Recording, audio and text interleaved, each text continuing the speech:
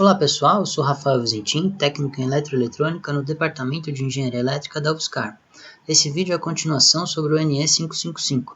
No primeiro vídeo mostramos o funcionamento do circuito interno deste componente e neste vídeo vamos mostrar algumas aplicações básicas do NE555.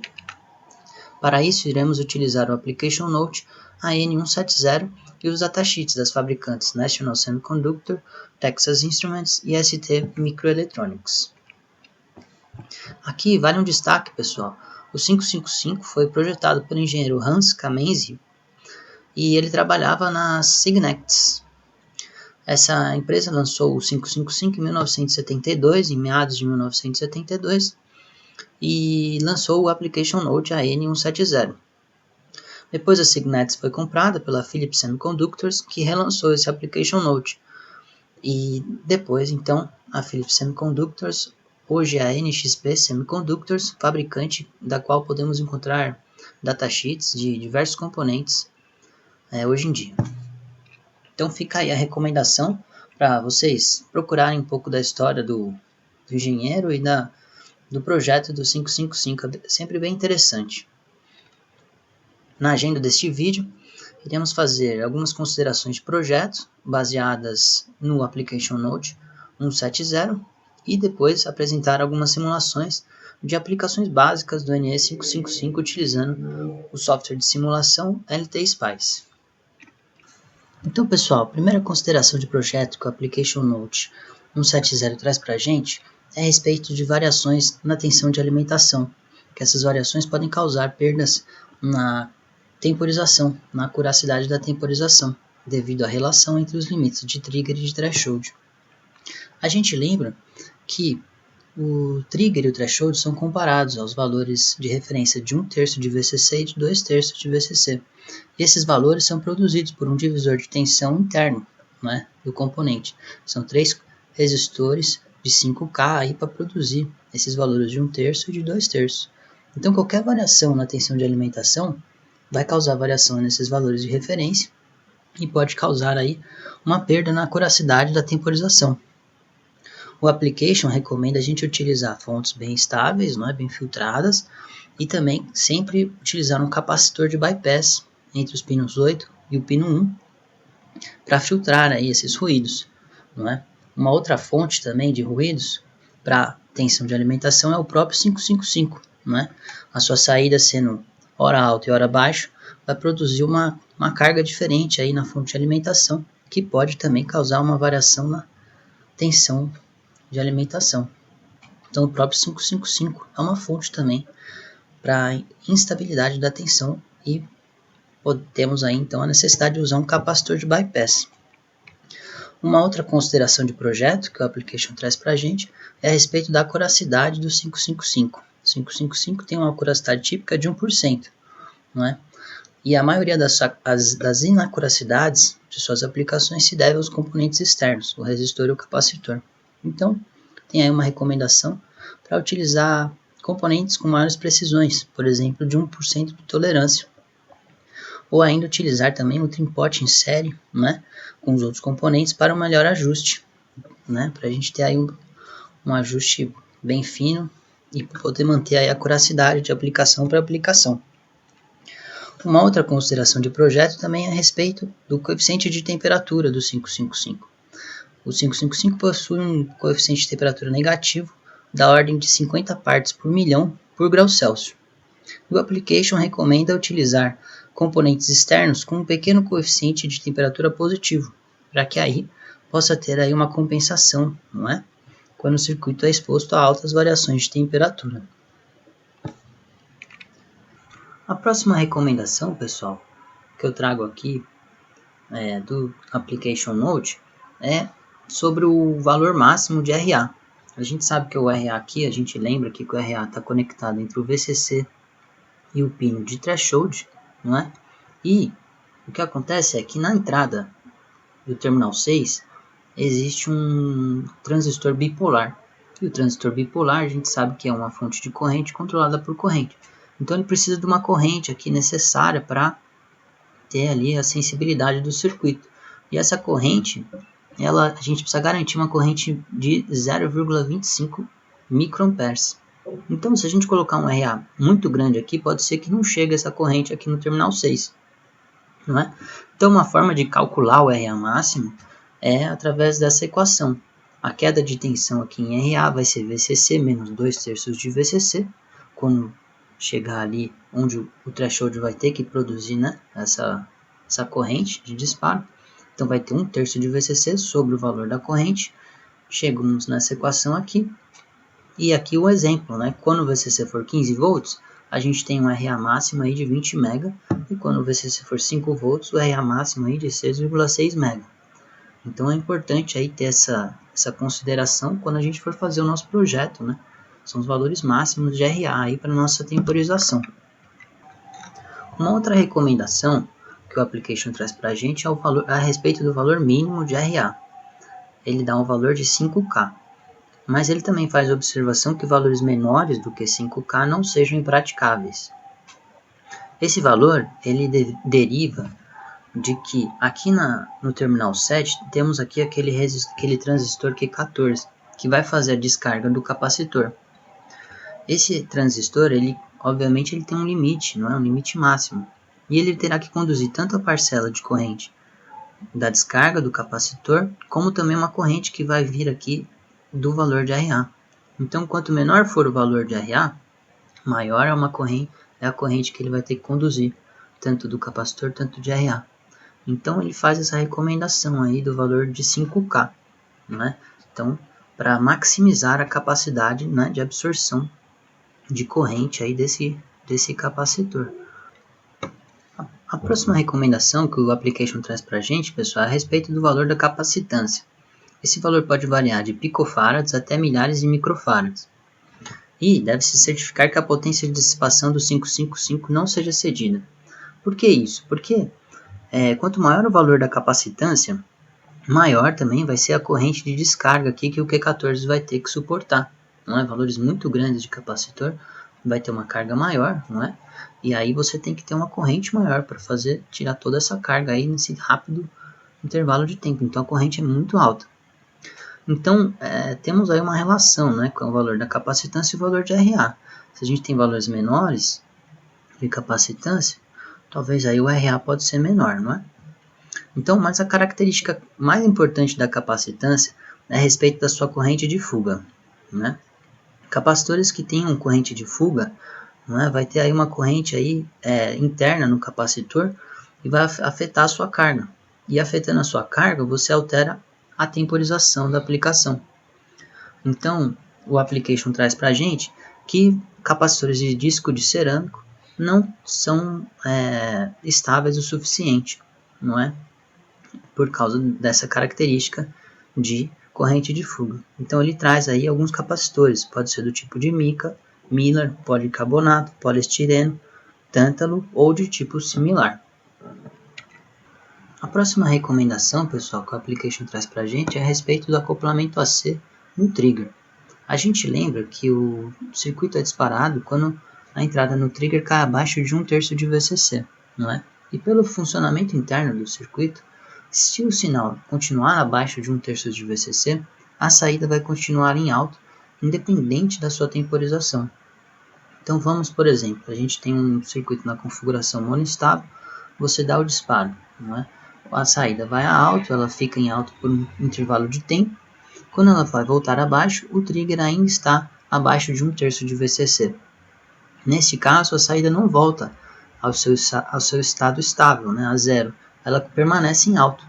Então, dependendo da aplicação, onde você tem intervalos de tempo de temporização muito curtos, você precisa garantir que o seu sinal de trigger seja apenas um pulso, não um sinal pulsado muito rápido.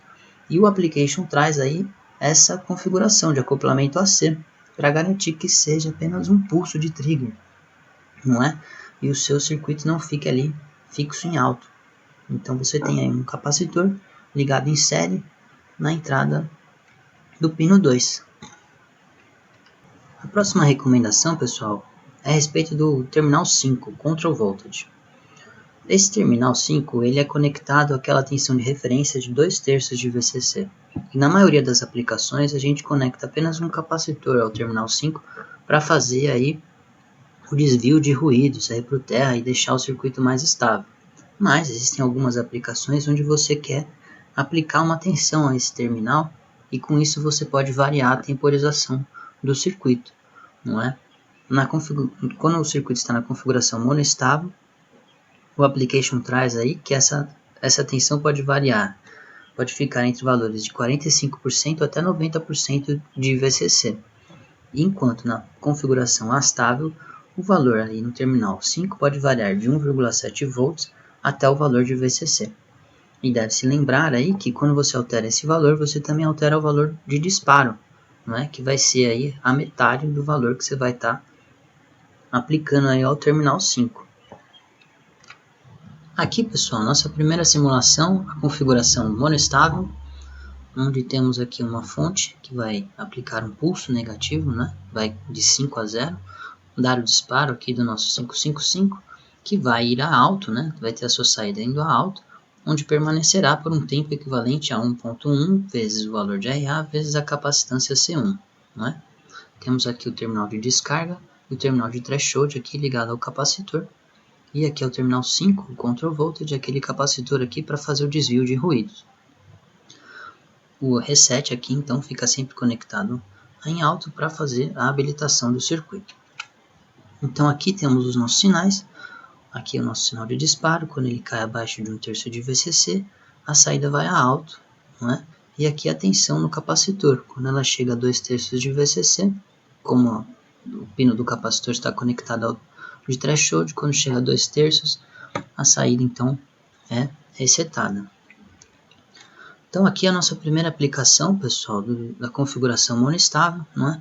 Ela pode ser ligada aqui em cascata, não é? Então temos aqui a primeira fonte, ela vai fazer o disparo desse primeiro CI, né? A sua saída vai a alto, a sua saída é conectada aqui através de um label a esse acoplamento AC, que nós vimos ali nas considerações, não é? Então quando a saída ir de alto a baixo, irá produzir um pulso aqui de trigger, não é? Que irá disparar aqui esse próximo 555, né? Que vai fazer a temporização, irá a alto, não é? Então essa saída aqui também conectada aqui através do acoplamento AC ao próximo 555, não é? Que também vai ir a alto e depois vai ir a baixo, não é? Aqui é o nossos sinais, o primeiro trigger, não é? Dispara o primeiro 6555, a saída vai a alto, quando ela vai a baixo, dispara, né? O próximo CI, aqui a saída do próximo CI, e assim sucessivamente conectando as configurações em cascata. Elas são úteis, né? Porque você tem diversas aplicações onde você precisa fazer a temporização do sinal, né? Aciona primeiro uma parte do circuito, depois outra, não é? Existem diversas aplicações que isso é necessário, não é? Aqui é uma outra aplicaçãozinha, pessoal, do 555. A gente pode utilizá-lo para fazer um acionamento de um portão, não é? Ao invés de utilizar aí um microcontrolador, a gente pode utilizar vários CI 555 e fazer aí um portão acionado por senha. Como é que isso vai funcionar? Então aqui, nos triggers, a gente tem ali um botão, né? Então vamos supor, você aperta o primeiro botão da senha, um painel de 10 dígitos, né? Você acerta ali o primeiro botão. Esse botão aqui vai gerar um pulso, né? Você, por exemplo, com um resistor de pull-up, quando você aciona a chave, esse terminal aqui vai a 0, não é? Então quando ele vai a 0, você dispara esse 6555 e a saída vai a alto. Essa saída alto, veja, ela não está conectada mais ao pino de trigger, ela está conectada ao pino de reset. Então quando ela vai a alto, você está habilitando esse próximo CI 555, não é? E o que vai causar o disparo desse CI é o seu próximo caractere. Então você aperta o primeiro, depois você aperta o segundo. Se você apertar o botão certo, esse CI aqui vai ter a sua saída indo a alto, né? Novamente, essa saída aqui então, ela é conectada ao reset do próximo CI 555. Então se você acertar os dois primeiros, o terceiro vai ser habilitado. E para você, por exemplo, produzir a saída do terceiro indo a alto, você precisa saber qual que é o terceiro botão. Aqui nesse caso, como você já percebeu, a configuração da senha é feita por hardware, não é? Você pode utilizar jumpers ou algum outro tipo, não é? Para você alterar a sua senha. Então é uma forma aí interessante, uma outra aplicação aí do 555. Esses aqui são os sinais. Aqui é o sinal de trigger, o primeiro aqui, ele cai abaixo, né? Aqui. Ele cai abaixo e aciona a saída. A saída, veja, o segundo pulso de trigger do segundo 555 ele só causa aqui. Mas alguém já apertou o terceiro botão. Mas a saída do terceiro não foi alta. Por quê? Porque ela ainda não está habilitada. Então, quando a gente aciona o botão certo, né, a saída do segundo vai a alto. E aí, quando a gente aciona o botão terceiro certo, a saída desse vai a alto. Não é? Então, aí uma aplicaçãozinha bem legal do 555. E aí, pessoal, para a gente acionar uma carga um pouco maior, a gente pode usar um relé. Não é? Por exemplo, acionar um portão ali, a gente pode usar um relé. E uma forma, a gente coloca um diodo no pino 3, não é? Para evitar que volte corrente, uma corrente muito alta. Lembrando que o 555 ele pode absorver até 200 mA. E aqui um diodo de roda livre aqui com um relé, não é? Uma aplicação que é trazida aí pelo Application Note.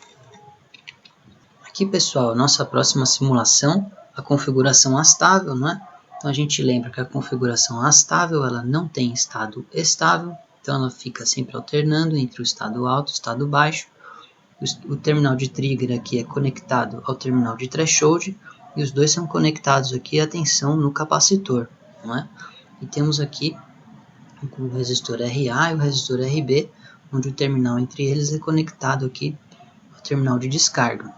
O reset, então, sempre ligado ao alto, e o control voltage aqui aterrado aqui através de um capacitor aí para fazer o desvio dos ruídos, não é? Então, o tempo de carga aqui ele vai ser dado, vai passar aqui a corrente de carga, vai passar aqui através de RA e de RB, não é? Então, o tempo de carga aqui é dado por 0,693 vezes RA mais RB vezes o capacitor. E a descarga é feita aqui apenas através de RB, não é? Então, aqui o tempo de descarga é 0,693 vezes RB vezes C. Tem período total de oscilação desse circuito é dado pelo tempo de carga mais o tempo de descarga, não é? Então vai ser aqui esta equação e a frequência é 1 sobre isso, então a gente chega neste valor. Aqui o interessante é o ciclo de trabalho, não é, pessoal? De acordo com a equação aqui, dá para a gente perceber que esse circuito não consegue atingir os ciclos de trabalhos menores do que 50%, né? Se a gente aumentar bastante o RB em comparação com o RA, a gente consegue chegar aí a 50%, né? Vai ficar praticamente RB sobre 2RB, né? Que é 50%, a metade aí. E mais para frente a gente vai ver outras configurações onde a gente pode alterar aí esse ciclo de trabalho para valores menores do que 50%. Então aqui temos o sinal, não é, pessoal? Aqui a tensão no capacitor, enquanto está entre 1/3 e 2/3, o sinal está em alto. Quando atinge 2/3, ele reseta e o capacitor passa a se descarregar através de RB. Não é? Você percebe aqui que os dois resistores têm o mesmo valor, mas o tempo de descarga ele é bem mais curto, não é? Porque é através apenas de RB. Então temos aí essa configuração astável.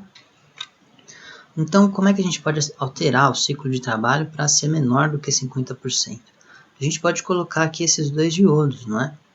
Dessa forma, quando ocorre a carga ocorre através apenas de RA, não é? Porque esse diodo aqui está polarizado reversamente. E a descarga vai ocorrer apenas através de RB aqui, porque no caso D1 estará polarizado reversamente, não é? Então aqui o tempo de carga e descarga é dado aqui através dessas equações, não é? E a temporização através o período através dessa equação, a frequência através desta equação, e o ciclo de trabalho, então, a gente chega aqui que vai ser RA sobre RA mais RB, não é? Porque aqui ele vai estar passando por RA aqui, no período de alto, não é? Então, vamos aos sinais.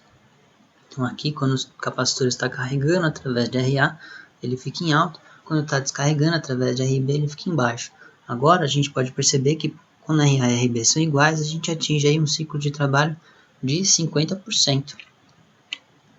Então, para a gente chegar a valores menores, a gente pode alterar os valores de RA e de RB, não é? Para valores menores de ciclo de trabalho. Então, as equações são as mesmas aqui, apenas mudamos os valores dos resistores. Vamos ver aqui, olha, chegamos ao ciclo de trabalho de aproximadamente 10%, não é? E para valores maiores, a gente pode alterar aqui também novamente o RA e o RB e vai chegar aí a valores de 90%. A gente lembra aqui uma recomendação feita no application de que RB tem que ser maior do que 3K para garantir que o circuito oscile, não é? Temos aí essa recomendação. E aqui então o valor de ciclo de trabalho de 90%. Então, pessoal, se você precisar variar o ciclo de trabalho utilizando um potenciômetro e manter a sua frequência constante, você pode utilizar essa configuração aqui, onde você utiliza um resistor RA, um potenciômetro e um resistor RB. Não é?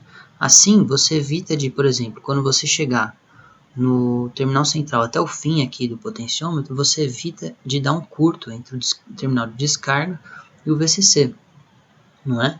E também o tempo de carga, a soma dos dois, do tempo de carga e do tempo de descarga, vai ser sempre a mesma.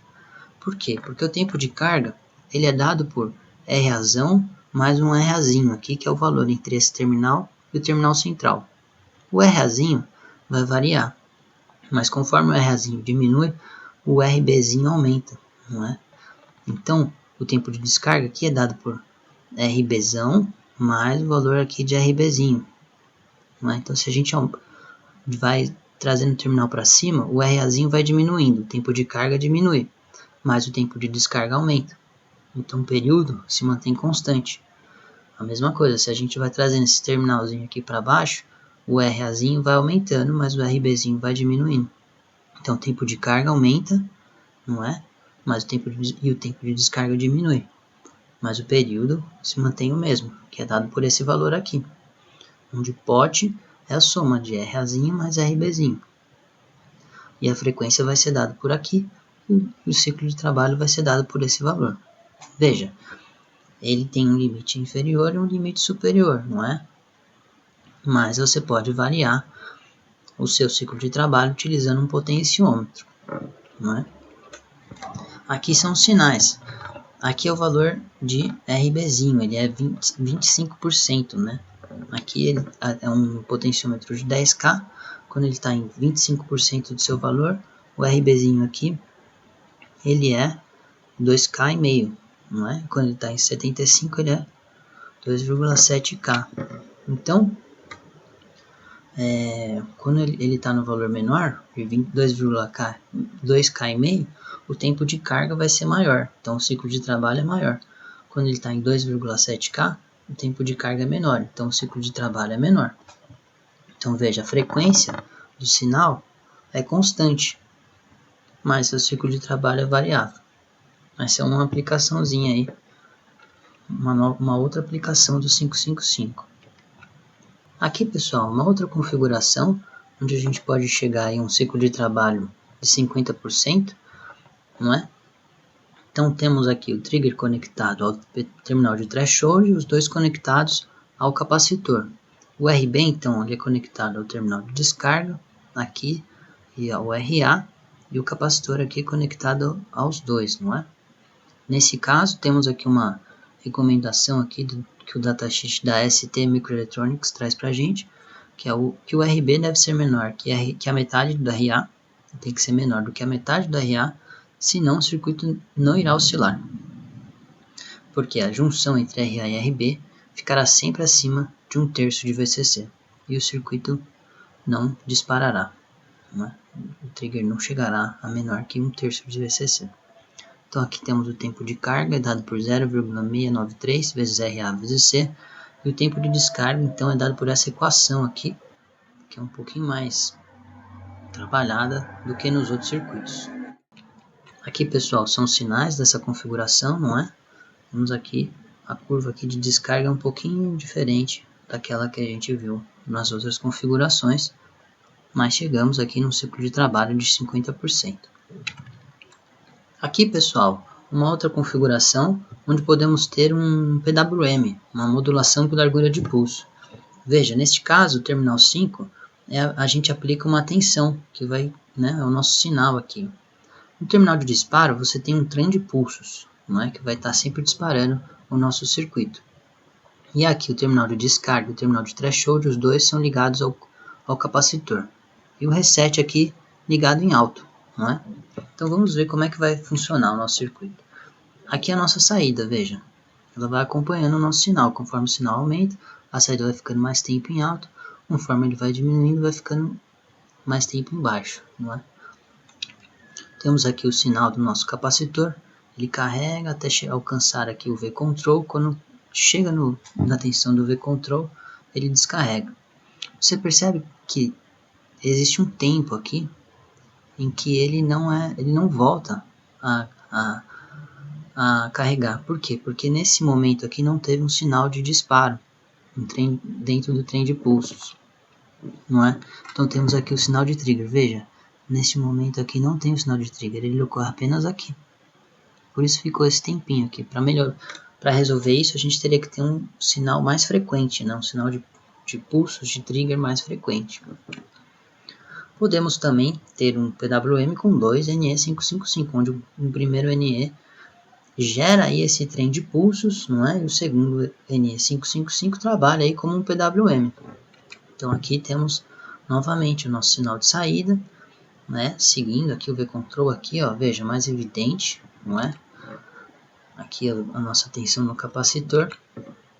E aqui a gente vê que o sinal de trigger só vai ocorrer aqui. Então se a gente tiver um sinal de trigger mais frequente, a gente evita aqui esse tempinho sem estar em alto na nossa aplicação.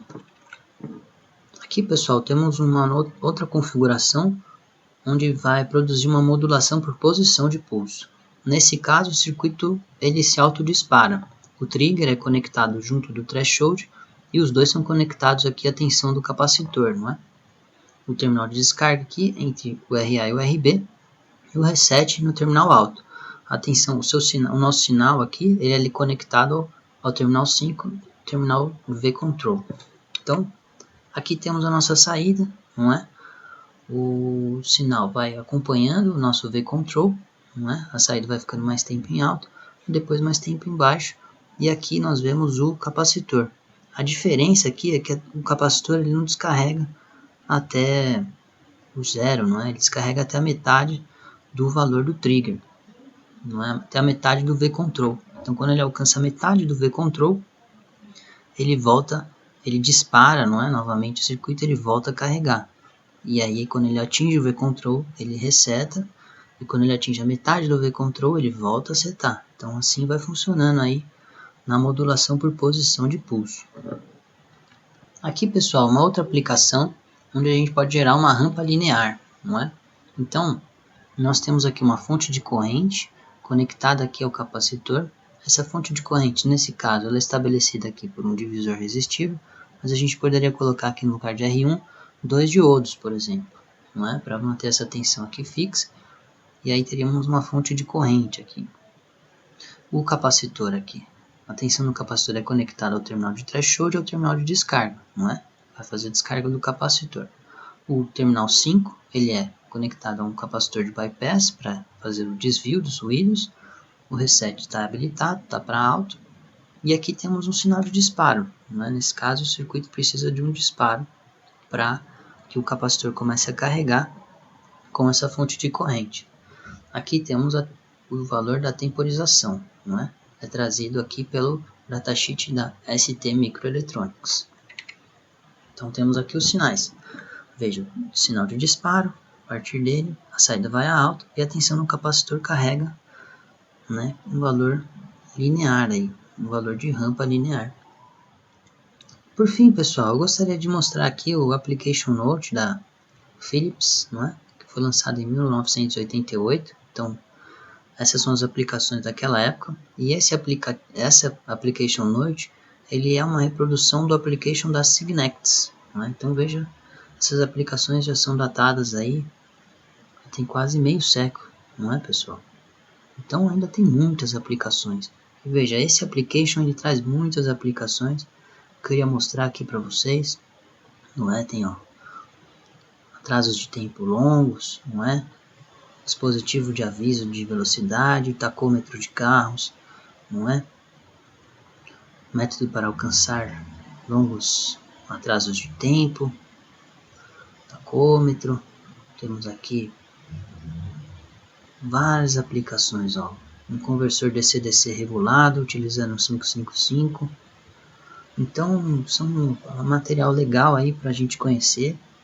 Fica a recomendação para vocês darem uma lida, darem uma olhada. Um controlador, um sistema para controle de servo, não é? Aqui no final as imagens ficam um pouquinho mais difíceis de decifrar, mas o application da Signects traz as mesmas imagens e fica mais claro da gente observar. Então fica aí, pessoal, a recomendação. Espero que esse vídeo tenha sido proveitoso, tenha trazido um material interessante para vocês e fico à disposição. E obrigado e até mais.